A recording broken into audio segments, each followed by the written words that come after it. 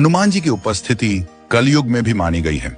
हनुमान जी के बारे में तुलसीदास लिखते हैं, संकट कटे मिटे सब पीरा, जो सुमिरई हनुमत बलबीरा। हमेशा अपने भक्तों को संकट से निवृत्त करने वाले हनुमान जी इस युग में भी सक्रिय माने जाते हैं। बजरंग बली के उन 10 गुणों के बारे में विचार करेंगे जो न केवल आपको पुरुषार्थी बनाएंगे बल्कि आपके भक्तिपूर्ण जीवन के उद्देश्य के लिए भी काफी प्रेरक होंगे। नंबर 1, संवाद कौशल। सीता जी से हनुमान पहली बार रावण की अशोक वाटिका में मिले। इस कारण सीता उन्हें नहीं पहचानती थी। एक वानर से श्री राम का समाचार सुन वे आशंकित भी हुई, परंतु हनुमान जी ने अपने संवाद कौशल से उन्हें यह भरोसा दिला ही दिया कि वे राम के ही दूत हैं। नंबर 2, विनम्रता। समुद्र लांघते वक्त देवताओं ने सुरसा को उनकी परीक्षा लेने के लिए भेजा। सुरसा ने मार्ग अवरुद्ध करने के लिए अपने शरीर का विस्तार करना शुरू कर दिया। प्रत्युत्तर में श्री हनुमान ने भी अपने आकार को उनका दोगुना कर दिया। जस जस सुरस बदनू बढ़ावा, तासु दून कपी रूप देखावा। इसके बाद उन्होंने स्वयं को लघु रूप में कर लिया, जिससे सुरसा प्रसन्न और संतुष्ट हो गई। अर्थात केवल सामर्थ्य से ही जीत नहीं मिलती है, विनम्रता से समस्त कार्य सुगमता पूर्वक पूर्ण किए जा सकते हैं। नंबर 3, मर्यादाओं की सीमा को नहीं लांघना। लंका में रावण के उपवन में हनुमान जी और मेघनाथ के मध्य हुए युद्ध में मेघनाथ ने ब्रह्मास्त्र का प्रयोग किया। हनुमान जी चाहते तो वे इसका तोड़ निकाल सकते थे, लेकिन उन्होंने ऐसा नहीं किया क्योंकि वह ब्रह्मास्त्र का महत्व कम नहीं करना चाहते थे। इसके लिए उन्होंने ब्रह्मास्त्र का तीव्र आघात सह लिया, हालांकि यह प्राणघातक भी हो सकता था। यहाँ गुरु हनुमान हमें सिखाते हैं कि अपने आदर्शों से कभी समझौता नहीं करना चाहिए। तुलसीदास जी ने हनुमान जी की मानसिकता का सूक्ष्म चित्रण इस पर किया है। ब्रह्मा अस्त्र ते ही साधा, कपि मन कीन्ह विचार, जौ न रहा सर मानहु, महिमा मिटाई अपार। नंबर 4, बहुमुखी भूमिका में हनुमान। हम सामान्यतया अपनी शक्ति और ज्ञान का प्रदर्शन करते रहते हैं, कई बार तो वहां भी जहां उसकी आवश्यकता भी नहीं होती।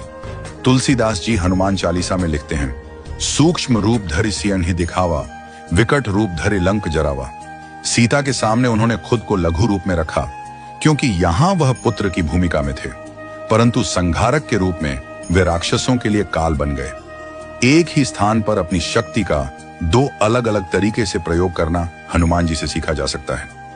नंबर 5, समस्या नहीं समाधान स्वरूप। जिस समय लक्ष्मण रणभूमि में मूर्छित हो गए, उनके प्राणों की रक्षा के लिए वे पूरे पहाड़ उठा लाए क्योंकि वे संजीवनी बूटी नहीं पहचानते थे।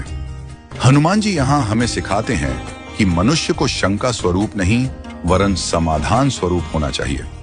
नंबर 6, भावनाओं का संतुलन। लंका के दहन के पश्चात जब वह दोबारा सीता जी का आशीष लेने पहुंचे तो उन्होंने सीता जी से कहा कि वह चाहें तो उन्हें अब भी ले चल सकते हैं, पर मैं रावण की तरह चोरी से नहीं ले जाऊंगा। रावण का वध करने के पश्चात ही यहां से प्रभु श्री राम आदर सहित आपको ले जाएंगे। राम भक्त हनुमान अपनी भावनाओं का संतुलन करना जानते थे, इसीलिए उन्होंने सीता माता को उचित समय अर्थात 1 माह में आकर ससम्मान वापस ले जाने को आश्वस्त किया। नंबर 7, स्वयं की प्रशंसा से दूर। सीता जी का समाचार लेकर सकुशल वापस पहुंचे। श्री हनुमान की चहु और प्रशंसा हुई, लेकिन उन्होंने अपने पराक्रम का कोई किस्सा प्रभु राम को नहीं सुनाया। यह हनुमान जी का बड़प्पन था, जिसमें वह अपने बल का सारा श्रेय प्रभु राम के आशीर्वाद को दे रहे थे। प्रभु श्री राम के लंका यात्रा वृत्तांत पूछने पर हनुमान जी जो कहा, उससे भगवान राम भी हनुमान जी के आत्ममुग्धता विहीन व्यक्तित्व के कायल हो गए। नंबर 8, नेतृत्व एवं कार्यकुशलता की क्षमता। समुद्र में पुल बनाते वक्त अपेक्षित कमजोर और उच्च श्रृंखल वानर सेना से भी कार्य निकलवाना उनकी विशिष्ट संगठनात्मक योग्यता का परिचायक है। राम रावण युद्ध के समय उन्होंने पूरी वानर सेना का नेतृत्व संचालन प्रखरता से किया और पल निर्माण के कार्य को कुशलता से संपन्न करवाया। नंबर 9, बौद्धिक कुशलता और निष्ठा। सुग्रीव और बाली के परस्पर संघर्ष के वक्त प्रभु राम को बाली के वध के लिए राजी करना, क्योंकि एक सुग्रीव ही प्रभु राम की मदद कर सकते थे। इस तरह हनुमान जी ने सुग्रीव और प्रभु श्री राम दोनों के कार्यों को अपने बुद्धि कौशल और चतुराई से सुगम बना दिया। यहाँ हनुमान जी की मित्र के प्रति वफादारी और आदर्श स्वामी भक्ति तारीफ के काबिल है। नंबर 10, समर्पण श्रद्धा भक्ति एवं समर्पण एक दैविक विचार एवं आचरण है। हनुमान जी एक आदर्श ब्रह्मचारी थे। उनके ब्रह्मचर्य के समक्ष कामदेव भी नतमस्तक थे। यह सत्य है कि श्री हनुमान विवाहित थे, परंतु उन्होंने यह विवाह एक विद्या की अनिवार्य शर्त को पूरा करने के लिए अपने गुरु भगवान सूर्यदेव के आदेश पर किया था। श्री हनुमान के व्यक्तित्व का यह आयाम हमें ज्ञान के प्रति समर्पण की शिक्षा देता है। इसी के बलबूते हनुमान जी ने अष्ट सिद्धियों और सभी 9 निधियों की प्राप्ति की। इस प्रकार हनुमान जी श्रद्धा, भक्ति एवं समर्पण के प्रेरक स्रोत हैं।